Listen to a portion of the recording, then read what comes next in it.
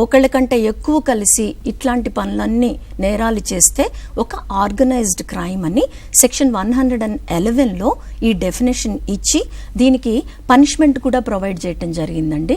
Punishment చూస్తే if it results in to death of that particular person, like వీళ్ళందరూ చేయటం వలన అది కనుక ఒక మనిషి డెత్కి రిజల్ట్ అయితే the punishment is up to death and life imprisonment అండి. డెత్ పనిష్మెంట్ ఇవ్వచ్చు, లైఫ్ ఇంప్రిజన్మెంట్ కూడా ఇవ్వచ్చు. ఇంకొకటి abetment to commit such offences. ఇప్పుడు నేను మీతో ఇన్వెస్ట్ చేయించాను, నేను ప్రీ లాంచ్ అని పెట్టి ఇన్వెస్ట్ చేయించిన తర్వాత వాళ్ళు ఇన్వెస్ట్ చేశారు, కంపెనీ మూతబడి వెళ్ళిపోయింది, డబ్బులన్నీ వెళ్ళిపోయినాయని చాలామంది, కొంతమంది they even commit suicides also.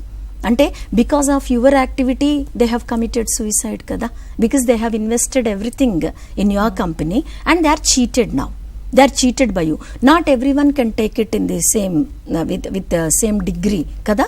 వాళ్ళు కనుక ఎవరన్నా కమిట్ సూసైడ్ చేసినా సరే అప్పుడు అబెట్మెంట్ టు కమిట్ సూసైడ్కి ఎంత పనిష్మెంట్ ఉంటుందో ఈ సిండికేట్లో ఉన్న వాళ్ళందరికీ అందులో వాళ్ళ పార్టిసిపేషన్ ఉందని తెలిస్తే ఒకళ్ళు చేసినా ఒకళ్ళు అంతకన్నా ఎక్కువ చేసినా అందరూ ఇది కలిసికట్టుగా వాళ్ళు ఒక ప్లాన్ వేసుకొని ఇది చేశారు అన్నట్టుగా ఆ నేరాన్ని రిజిస్టర్ చేసి దాన్ని ట్రయల్ కూడా అలా చేసి పనిష్మెంట్ కూడా అందరికీ ఇవ్వటం జరుగుతుంది.